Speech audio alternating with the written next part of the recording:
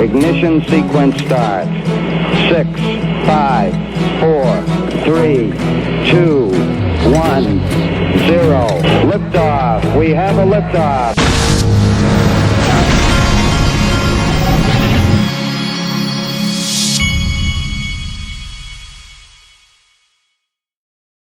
Hey everybody, this is, excuse me, I'm supposed to clear my throat before I do this, aren't I? Hey everybody, this is the digital asset investor. Sorry. That's what you call a false start, I think, right? All right, now I've cleared my throat. I've got my coffee. Let me take a sip here. I'm the digital asset investor, and here we go. All right. I could not get this article to pull up, but I just wanted to show you this right here. 126 million XRP transferred by Ripple to ODL corridors and by top exchanges. 3 crypto transactions have been spotted carrying large amounts of XRP, with Ripple among the senders. Like I said, I can't get the article up, but that's okay. Now today is a good day. Well, I hope it's a good day.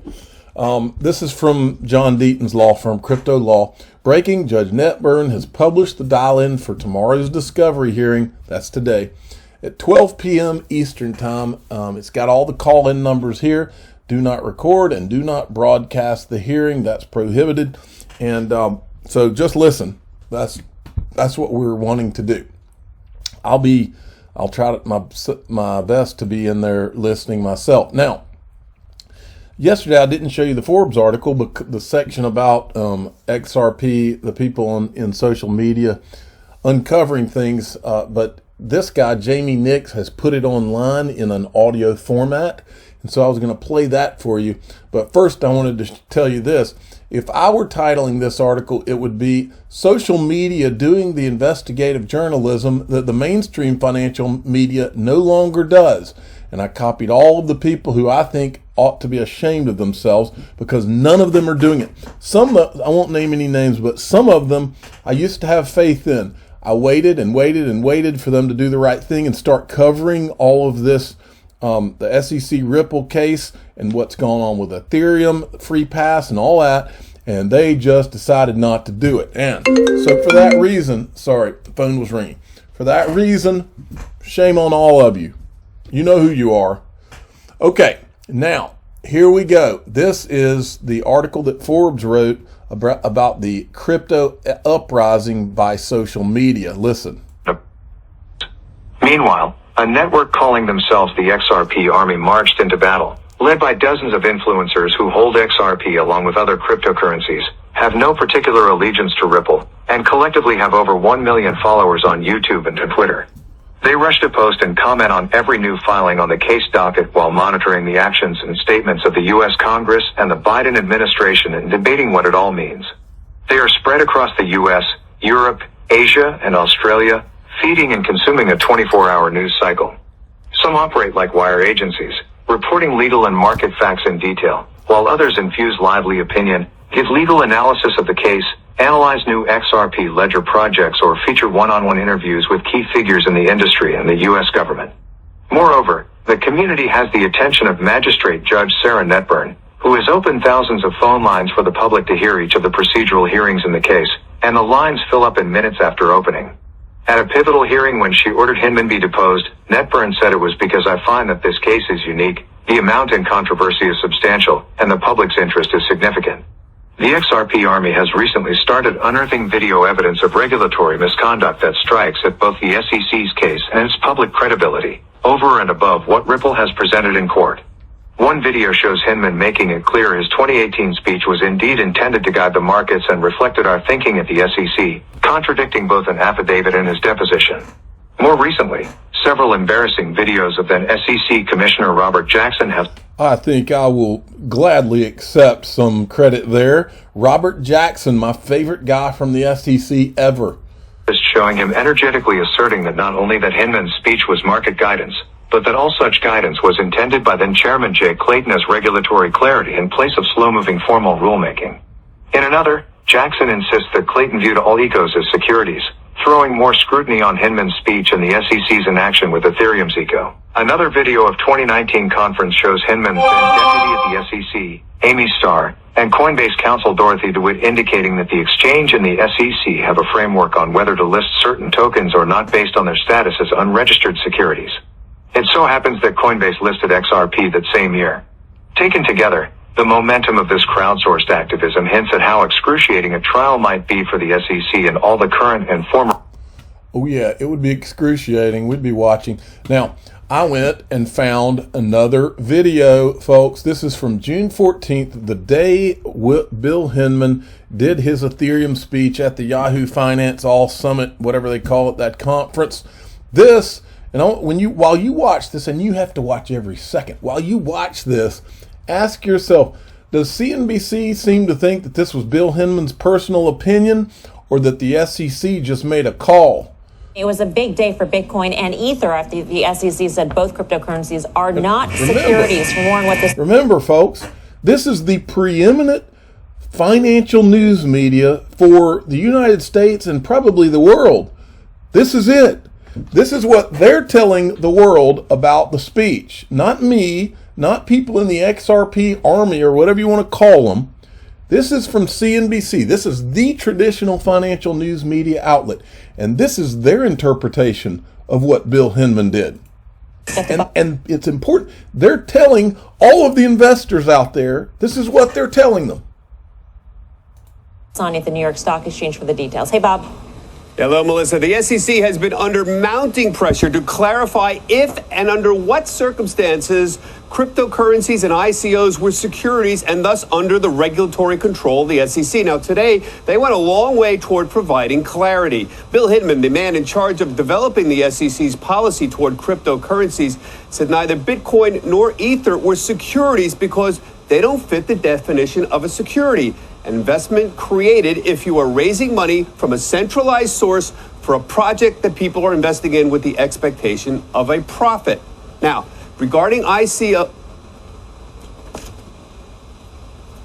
These are complex facts and circumstances tests, but when we look at Bitcoin or if we look at Ether and the highly decentralized nature of the networks, we don't see a third-party promoter where applying the disclosure regime would make a lot of sense. So we're comfortable in some sort of viewing these as items that don't have to be regulated as securities. Now, regarding ICOs or initial coin offerings, Hinman said the SEC would apply the same test. And while many ICOs are clearly designed to make a profit, others, he said, are not. People are buying it for investment and for a return and looking to that party for a return, then again, that's an indicia of a security. If you have, on the other hand, a token that's just used in the network for a good or service, and that's why people are buying it, and that service is available and up and running, not under development, then you may not have a security.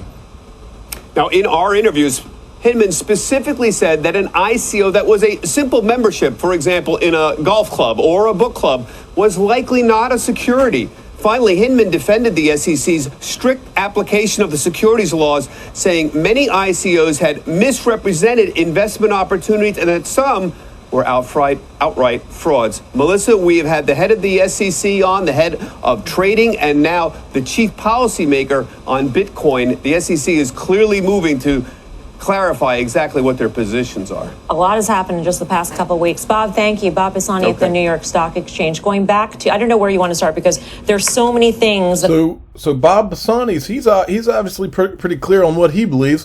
What about the rest of them? Very important about what the SEC said today that clears the way for, let's say, Ether, right, to have futures. So that's what the CBOE at the same conference. So here's a question for you.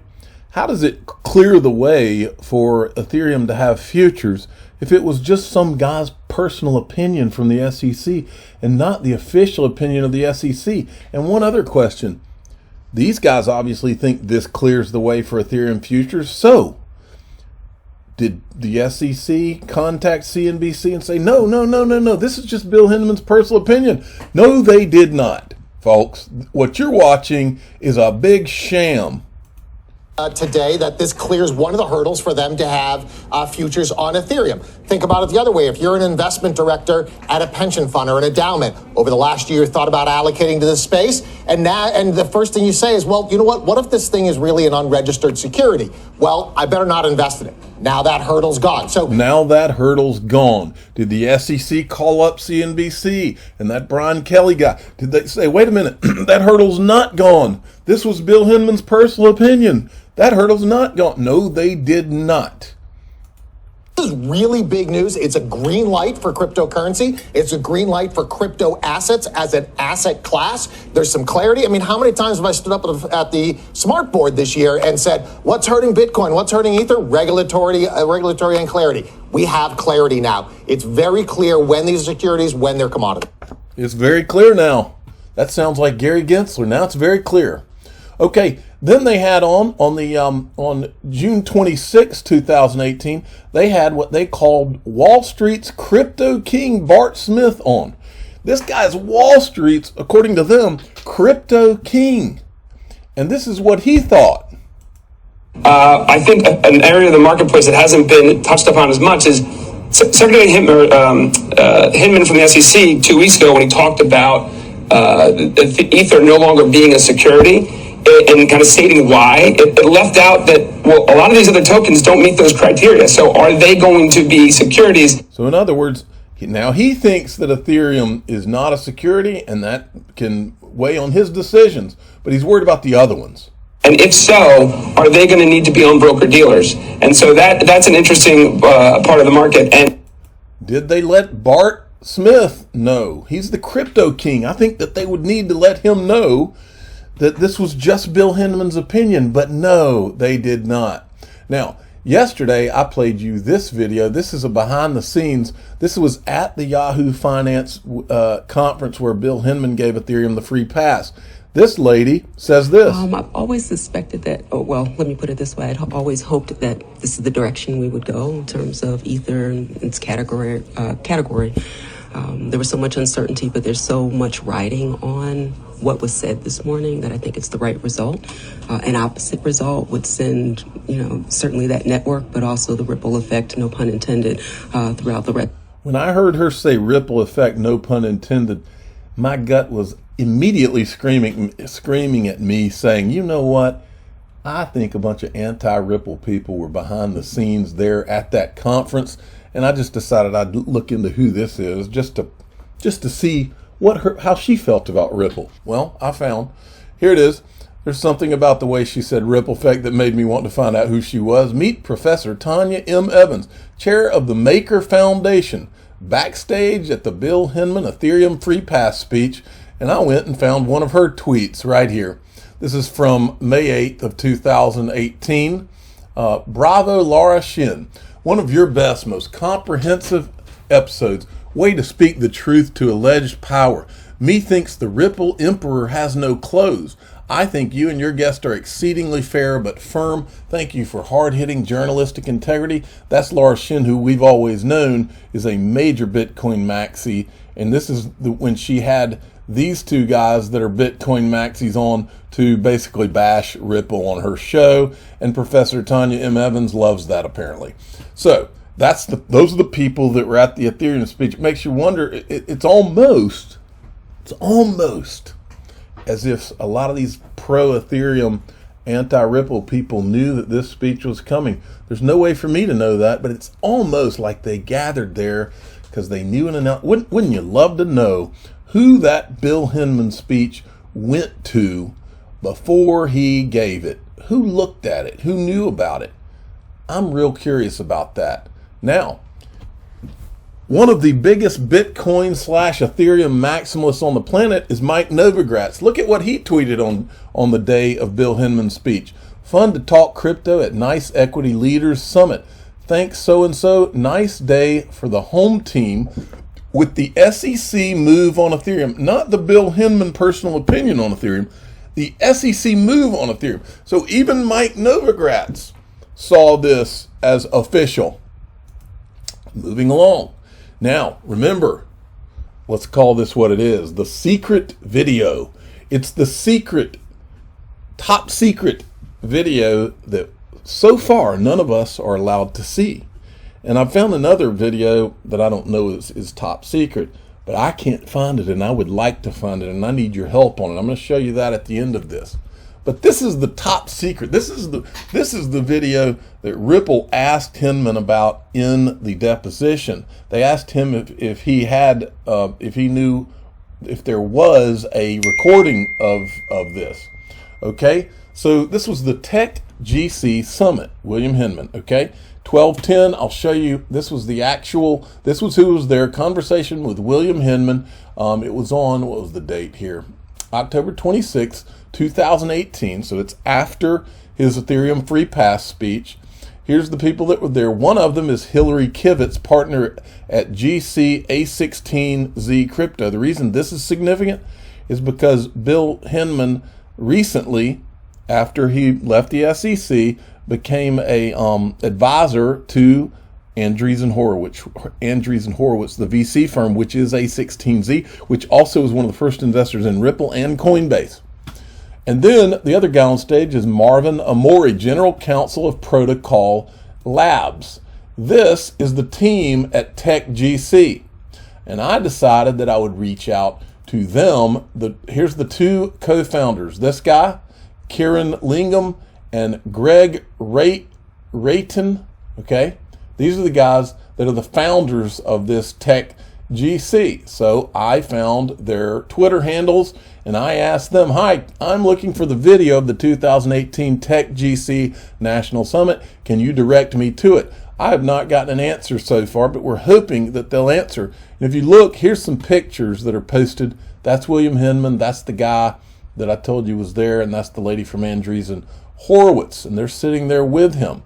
And then here's another picture of it. Let me see if there was any more. Now, so the guy that was on stage with him, I decided that I would look him up. And I said, turns out the guy on stage with Bill Hinman actually has a lecture online at Stanford called Cryptocurrency and Law. There's a whole section on the Hinman speech.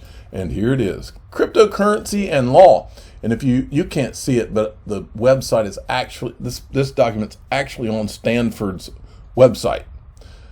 Cryptocurrency and Law. So he's teaching people about cryptocurrency and law and decides that it's a good idea to put not Bill Hinman's personal opinion, because you wouldn't put that, you wouldn't teach anybody that. Hinman's speech, you might teach them the law. You might teach them, this is a speech, I'm assuming, to law students. Title of the speech, When Howie Meets Gary. Speaker Bill Hinman, Director of Division of Corporate Finance. Howie tests for security, and then it goes more about Hinman's speech. Bitcoin and Ether are not securities. It doesn't say Bitcoin is not a security and Ether, in Bill Hinman's personal opinion, is not a security. No, it says they're not securities. So the guy that's literally on stage in the top secret video that we're not allowed to see with Bill Hinman also thinks that Bill Hinman's speech declared Ethereum not a security in the eyes of the SEC. And just as a side note, on June 25th, 2021, Hester Pierce did a YouTube interview with the same guy that's on stage with Bill Hinman in that. I went through that, didn't find anything too interesting in that interview. Okay, and then there's this. This is Joseph Lubin from Consensus, one of the co-founders of Ethereum, and Dominic Chu from CNBC on June 26th, a few days after the Bill Hinman Ethereum Free Pass speech. Initial coin offerings, ICOs, overvalued or undervalued as a concept? As a concept, can I say more than just one word? Sure, please. So we call them token launches. We were gratified by Director Hinman's words a few days ago. I was at that event in Santa Fe. Sorry? Yeah, overall.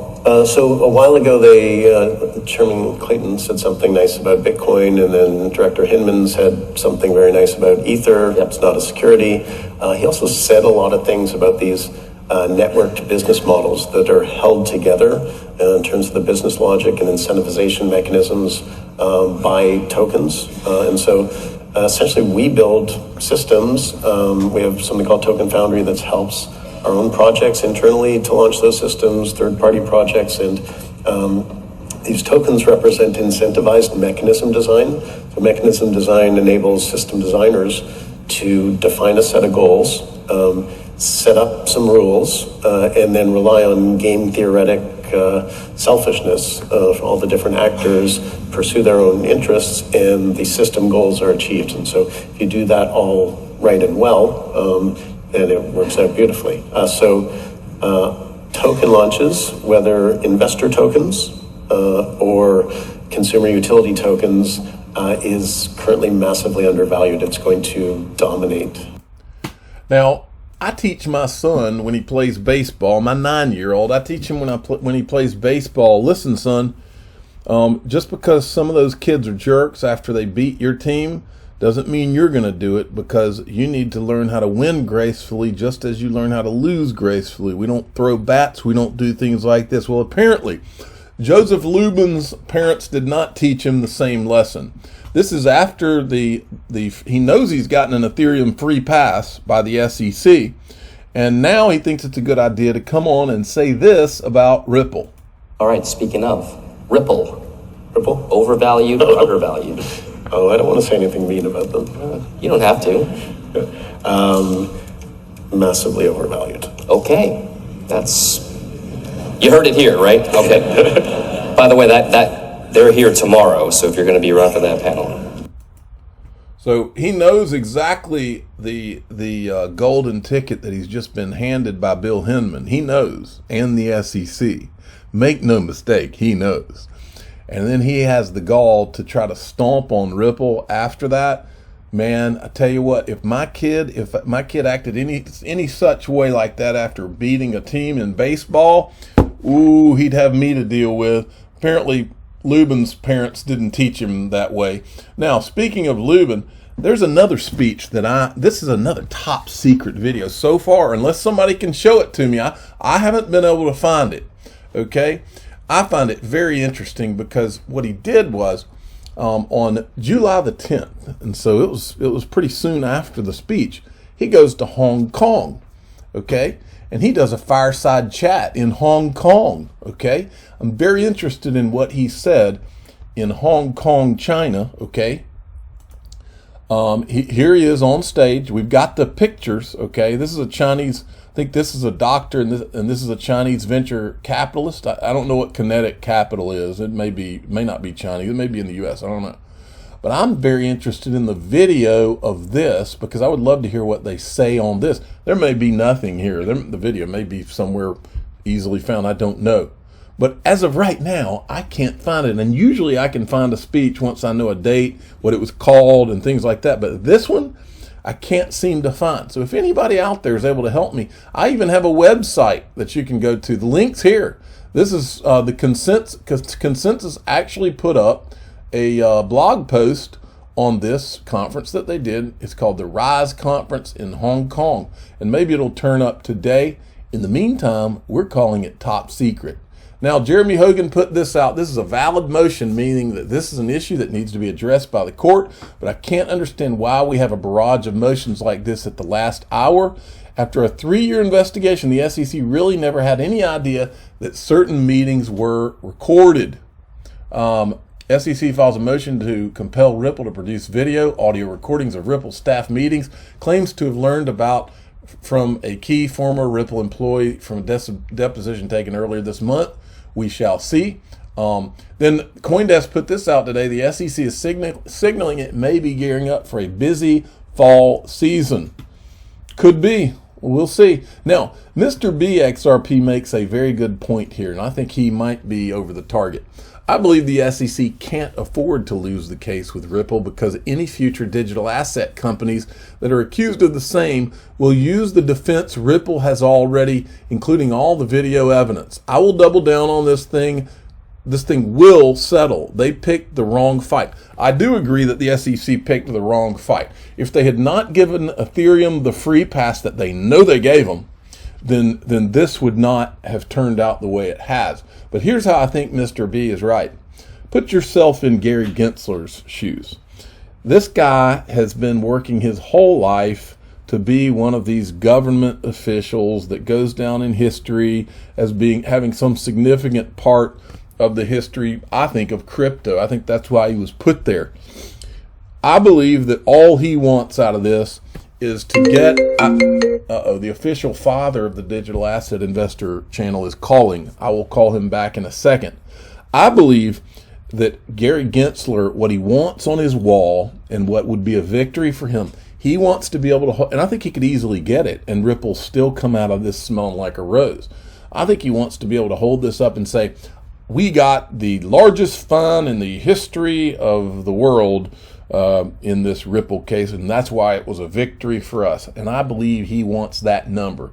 Even if it was I believe at this point he would take it if it was just $1 over what their current record is. But I think that's what I think he has to be able to say he had a victory, and I think that's what he's wanting. I don't think Gary wants any part of what, I think he's seen all this stuff that's out there, and I don't think the guy for a second wants any part of what is going on right now. I wouldn't. If I was him, look, you know what, there's one, I tell my sons this kind of thing all the time.